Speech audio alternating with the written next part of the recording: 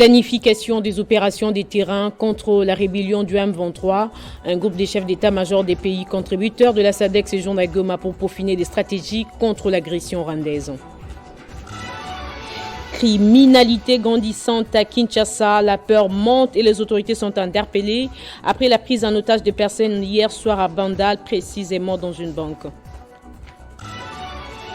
Balen Sango Bonda, un groupe de danse qui veut valoriser la culture congolaise à travers le tam-tam, l'un des instruments beaucoup utilisés dans cette culture.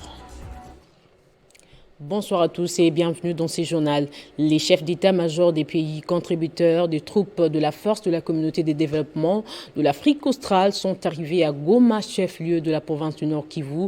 Selon des sources militaires, l'objectif de la mission de ces responsables d'armée consiste à planifier des opérations des terrains contre la rébellion du M23 soutenue par l'armée rwandaise.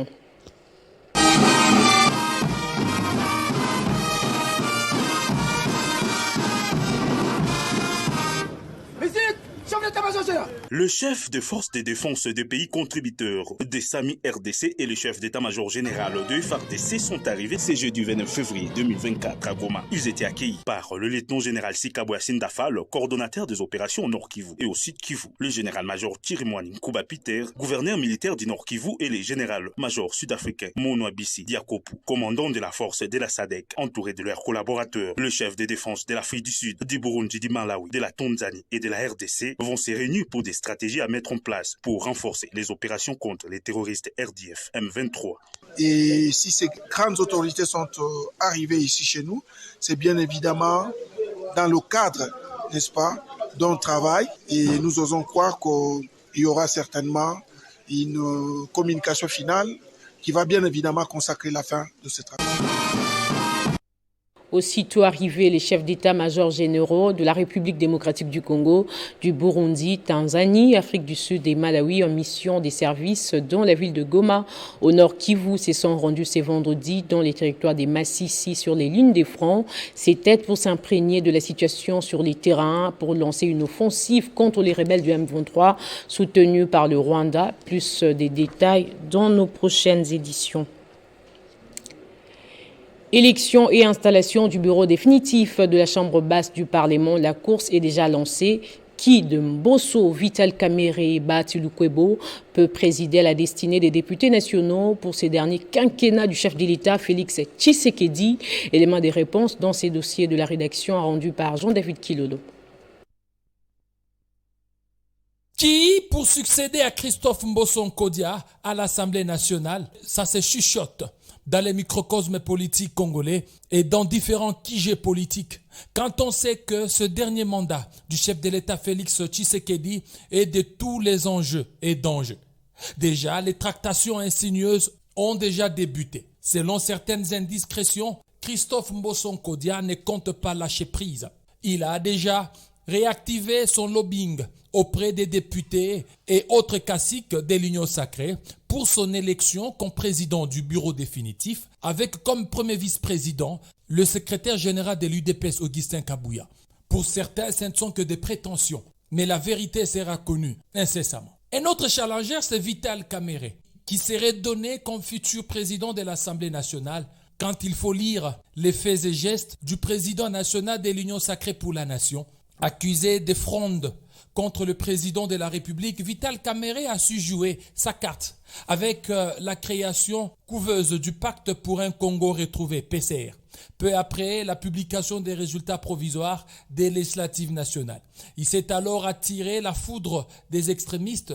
Resté droit dans ses bottes, Vital Kamerhe a annoncé sa démission du gouvernement intérimaire de Samalou Kondé et autorisé par le président Félix Tshisekedi.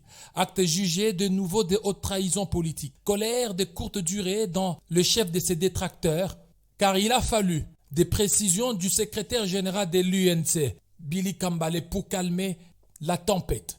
Selon lui, Vital Kamerhe n'agit pas seul. Sa démission du gouvernement intérimaire en faveur de son mandat de député national a été prise de commun accord avec sa hiérarchie. Entendez, peut-être le président de la République. Voilà qui fait dire à des analystes avertis que Vital Kamerhe retrouverait sa place de chairman de la Chambre basse du Parlement, qu'il a quitté voici près de 15 ans passés. La magie divine fit que la copie de Monseigneur Mosengo au perchoir de l'Assemblée nationale se repose des années durant. Cependant, va-t-il rééditer les exploits? La question mérite d'être posée. Pour certains analystes, l'heure du changement à l'Assemblée nationale pourrait sonner le jour où Vital Kamerhe prendrait le contrôle de la chambre basse du Parlement et ce qui ferait de lui le contrôleur du gouvernement. Mais les jours qui viennent nous en diront un peu plus. Initialement prévu pour ce vendredi 1er mars, la clôture de la période des dépôts et traitement des dossiers des candidatures à l'élection des sénateurs, gouverneurs et vice-gouverneurs est reportée au 8 mars. La Commission électorale nationale indépendante justifie ce report par la recherche d'une inclusivité plus large ainsi que des contraintes d'ordre financier. Elle invite donc les candidats indépendants, les partis et regroupements politiques à s'assurer que les formulaires et pièces en annexe ont été bel et bien déposés. Après une séance digne d'un petit film d'action à Bandal hier soir dans une banque, seulement les braqueurs auraient déjà pris la fuite avant les déploiements des policiers. Avec eux, un bon paquet d'argent selon les témoins sur place. Sans plus de détails, la banque concernée a communiqué sur cet événement. Il n'y a donc visiblement pas eu suffisamment de dégâts pour que la machine cesse de tourner. Le travail a repris aujourd'hui comme d'habitude. Dans l'actualité également, plus de 10 bâtonniers honoraires et 75 avocats du barreau de Kinshasa-Gombe ont été décorés en or par la chancellerie des ordres nationaux au nom de la République démocratique du Congo pour des loyaux services rendus à la nation. La cérémonie marquant la remise des médailles de mérite aux bâtonniers honoraires et avocats du barreau de Kinshasa-Gombe avait pour but décorer ces derniers à cause des services rendus à la nation en veillant scrupuleusement sur la conduite des avocats de ces barreaux qui est l'un des meilleurs de la République démocratique du Congo. Nous vous décernons la médaille d'or et d'argent du mérite civique pour vos bons et loyaux services rendu à la nation congolaise. Au total, plus de 10 bâtonniers honoraires et 75 avocats ont reçu des médailles d'or remis par les chanceliers des ordres nationaux Matute Zouloua Kamasongo André. 40 ans de vie comme avocat, 40 ans aussi, disons, dont la moitié au service de la nation, directement dans le gouvernement et dans les institutions politico-administratives. Et ce mérite qui m'est reconnu me va droit au cœur parce que finalement, quand on a servi à son pays pendant 40 ans et qu'on est reconnu être parmi ceux qui méritent d'avoir bien travaillé, d'avoir montré le chemin. Une première dans l'histoire de la RDC que les membres d'un barreau puissent être reconnus par la nation. Sentiment mêlé à la fois de joie et de beaucoup d'émotion puisque ça nous permet de mettre en lumière les sacrifices et les parcours exceptionnels de beaucoup de confrères qui ont eu à traverser des moments assez difficiles mais ont tenu bon et ont cru à la profession. Et aujourd'hui, ils ont été remerciés et ils bénéficient de la considération des pairs que nous sommes. Honorés par l'État, ces derniers peuvent dormir en paix après plus ou moins 30 ans, pour la plupart des loyaux services rendus à la nation. Grogne au sein de la régie financière de l'État. Devant la presse, Fidel Kiyangi, président de cette régie, a dénoncé le silence des autorités compétentes, notamment le ministre des Finances, qui refuse de répondre à leurs préoccupations. Il sollicite par ailleurs l'implication du chef de l'État. La loi prévoit qu'à chaque réalisation des recettes, une rétrocession de l'ordre de 5% qui constitue le vrai salaire est versé aux agents. Ce traitement dégradant et humiliant qu'inflige le ministre Nicolas Kazadi aux agents des régies financières doit cesser et ne doit pas continuer avec le nouveau quinquennat du président de la République, chef de l'État. Voilà pourquoi l'intersyndicale décide d'informer le chef de l'État de cette situation par voie de presse et lui soumettra dès demain les 6 mémos. Quand il aura reçu le mémorandum, mais il n'aura qu'une seule possibilité, c'est d'instruire le ministre Kazadi dans le meilleur délai, nous l'avons dit. pour que ces derniers appuient tous les droits des agents. Mais si le chef de l'État donne l'instruction et que le ministre des Finances, en tout puissant, se dit que même le chef de l'État ne peut rien lui demander de faire, bon, nous allons recourir à toutes les voies légales, nous reconnues par la Constitution et toutes les conventions de l'OIT. Le directeur général adjoint de l'Office congolais de contrôle OCC, Christelle Mwabulu, a effectué ce vendredi 1er mars une visite d'inspection dans les départements de contrôle des hydrocarbures. Objectif, s'imprégner des conditions de travail de son personnel. Dans son itinérance dans les différents départements de l'Office congolais des contrôles, la première dame de l'Office congolais des contrôles, Christelle Mwabulu, a surpris ce vendredi 1er mars 2024 les agents et cadres du département de contrôle des hydrocarbures. Le directeur général adjoint est venu palper du doigt les conditions dans lesquelles les agents travaillent et s'enquérir des difficultés que les départements rencontrent dans son fonctionnement. Madame tenait à savoir comment se passaient nos prestations dans ce domaine, avec qui nous collaborons au niveau des ministères et comment ça se passait aussi au niveau des entités. Et cela nous avons fort apprécié cette visite et nous la remercions pour être passée, nous faire un petit coucou et se rendre compte dans les conditions dans lesquelles nous évoluons et ce que nous faisons exactement. C'est ainsi que la première dame de l'Office congolais des contrôles a visité les différents services qui regorgent les départements de contrôle des hydrocarbures, qui a dans sa mission la certification qualitative et quantitative des produits pétroliers, des lubrifiants et des dérivés en vue de l'évaluation de la conformité. Le chef des départements de contrôle des hydrocarbures, Madame Malengo, s'est dit agréablement surpris pour cette visite de la DGA Christelle Mwabulu avant de renchérir que Madame la DGA a voulu savoir comment s'est passées les prestations de son département et aussi savoir si leur département travaillait en collaboration avec le ministère des hydrocarbures. C'est grâce à l'accompagnement du gouverneur du Haut-Lomami, Yumba Kalenga Mushimbi Isabelle, que le commissariat aux genre, familles et enfants a organisé une marche de compassion à l'égard de nos compatriotes de l'Est de la République démocratique du Congo, victimes de la guerre imposée par le Rwanda.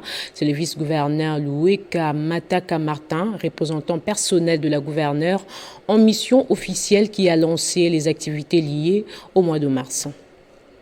Rangés comme un seul homme, les femmes de toute la ville de Kamina ont organisé une marche de compassion à l'égard de la population de l'Est, victime d'une guerre injuste imposée par les Rwandais.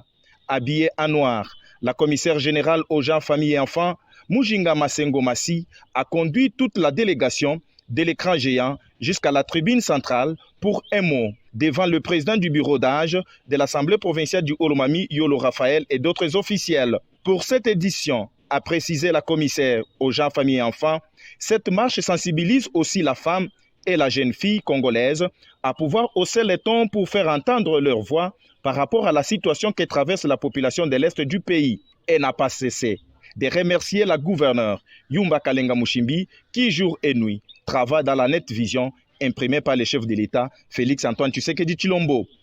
Yumba Kalenga Mushimbi Isabelle, ici représentée par le vice-gouverneur, a souhaité qu'à travers ce lancement soit dit officiellement non à cette guerre d'agression par les Rwandais, non à la violence faite à la femme, non à la tuerie des filles par les M23. Prenant la parole, le vice-gouverneur Loueka Mataka Martin, représentant personnel de la gouverneure en mission, a, avant de donner le go des activités liées au mois de la femme, annoncé que les Haut-Lomami de Yumba Kalenga Mushimbi n'est pas dans la joie.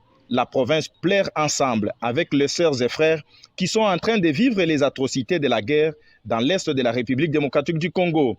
Ceci pour leur témoigner notre solidarité. Je le disais au sommaire, le ballet Nsangombonda s'est lancé dans la promotion de la culture congolaise. Ce groupe de danse a choisi de les faire à travers le tam-tam, un des instruments beaucoup utilisés dans la culture congolaise. Pas un spectacle sans le tam-tam sur le ballet Nsangombonda. Cet instrument de musique était justement à l'honneur dans un spectacle présenté jeudi 29 février dans la soirée au Centre culturel Wallonie-Bruxelles. Les amoureux de la culture en ont eu plein les yeux la soirée du jeudi au centre Wallonie-Bruxelles. Le ballet Nsangombonda leur a produit un spectacle haut en couleur grâce au tam-tam. Pour certains spectateurs, cette scène leur a rappelé l'ancienne époque où les tam-tam avaient joué un rôle très important pour les grands événements dans la société traditionnelle congolaise.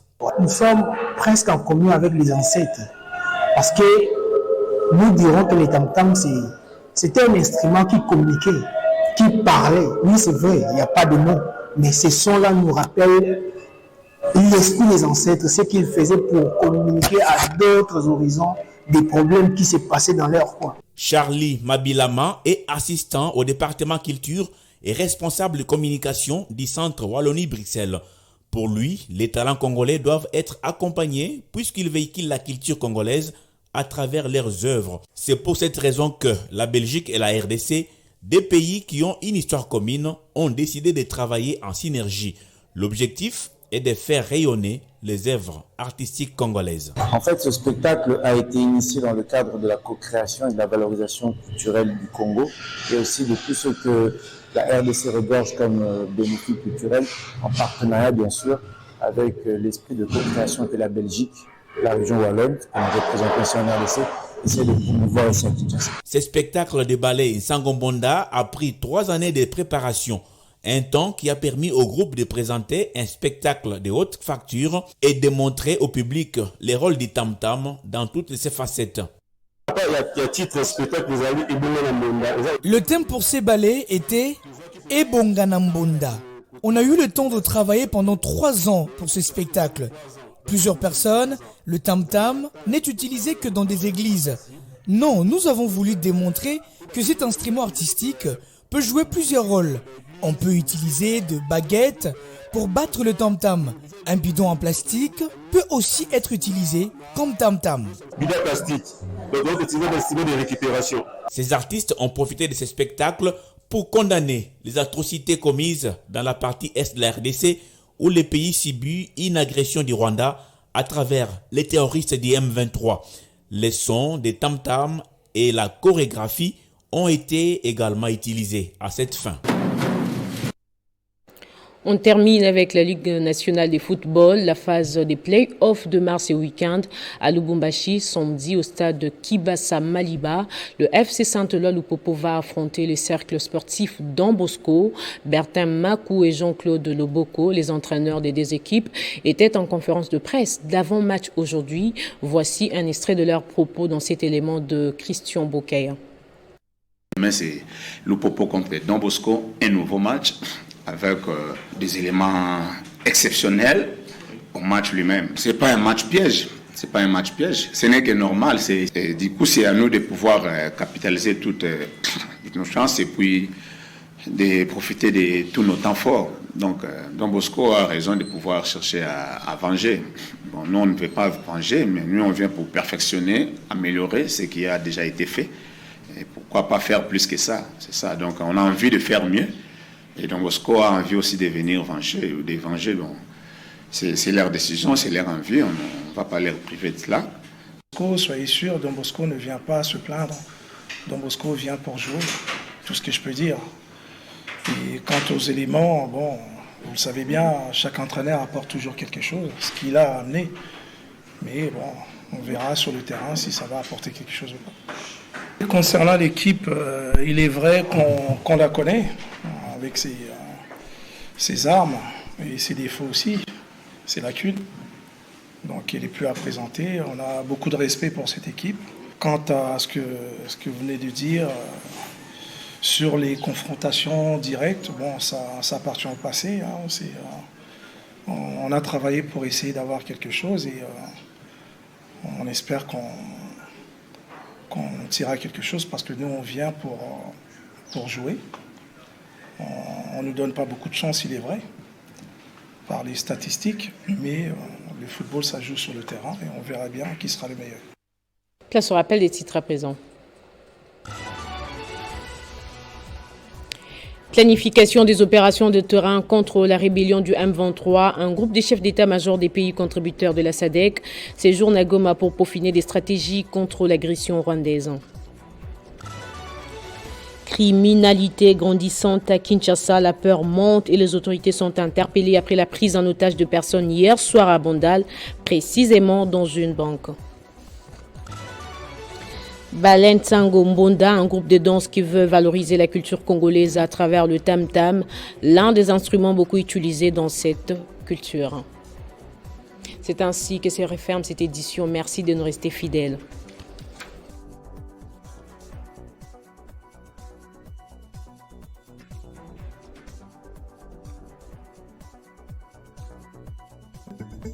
Retrouvez toute l'actualité en continu sur www.tele50.cd.